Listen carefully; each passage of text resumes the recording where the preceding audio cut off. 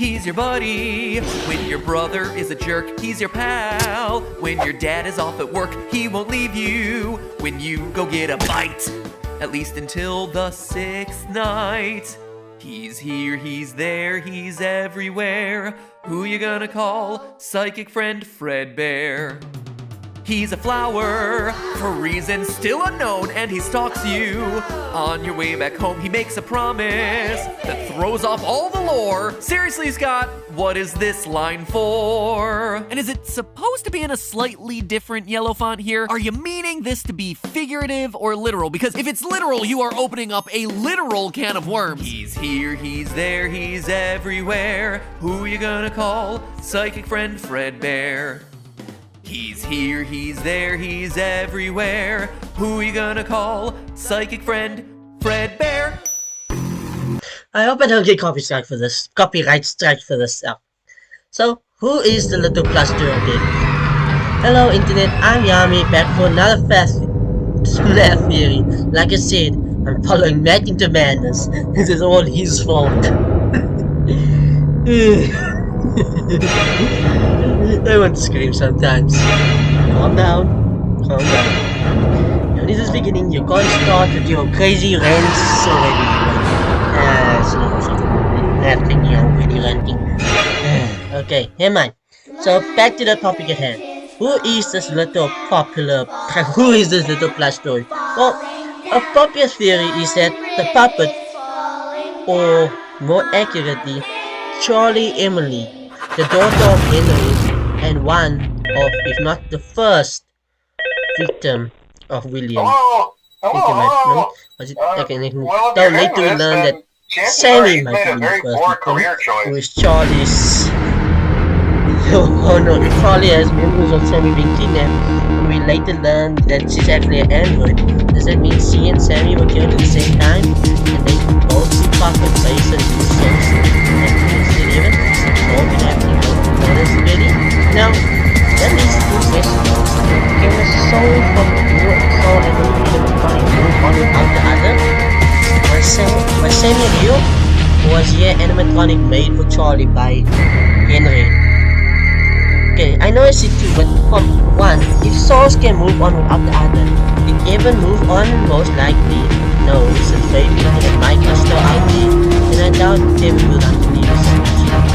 So, why the fuck it makes a lot of sense for plus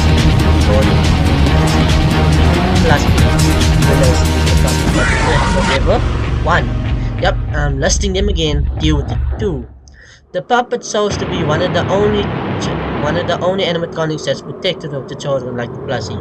The others are too, but at the most they will only attack the killers and security guards after the wins, and it's only in the restaurant or diner or pizza place, or where you just so happen to have killed little kids and accidentally got their souls stuck in animatronics. A mistake I won't make again. Just like the plushie's eyes that follow you in the minigames of FNAF 4, the puppet's eyes follow you in the FNAF 2 cutscenes. The puppet's signature song is Grandpa the Clock, and the plushie sits on the Grandpa the Clock. The last scene that the plush says, the color is similar to the color of the puppets, and we know how color is important in this franchise. Considering purple guy was pink guy, yellow, the purple guy was nearly orange guy, the phone guy was nearly purple guy, and all this other nonsense. That's just nonsense. Okay. 6. There was also a page in the logbook where it said draw an animatronic for your birthday. The page showed the puppet. The puppet was there for Golden Freddy's birthday, for Evan's birthday.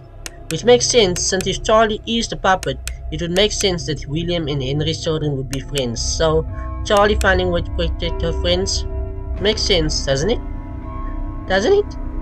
7. The plushie also talks to Evan in his head.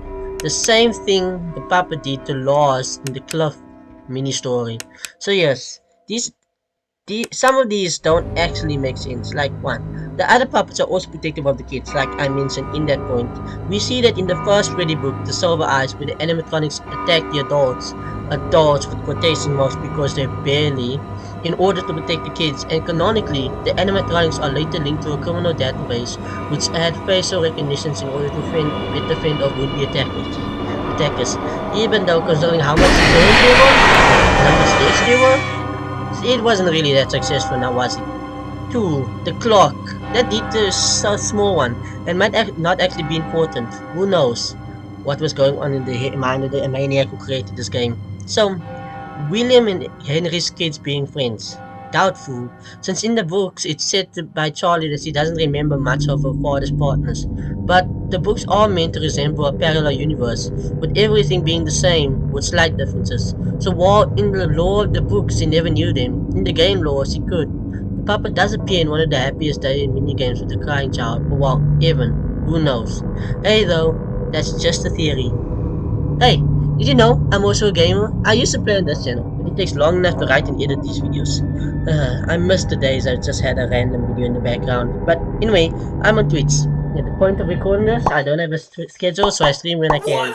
So when you see this video, if people actually like it and it doesn't get copyright strike, I might have a schedule. So for now, it's just a theory. Thanks for watching. Bye. Subscribe.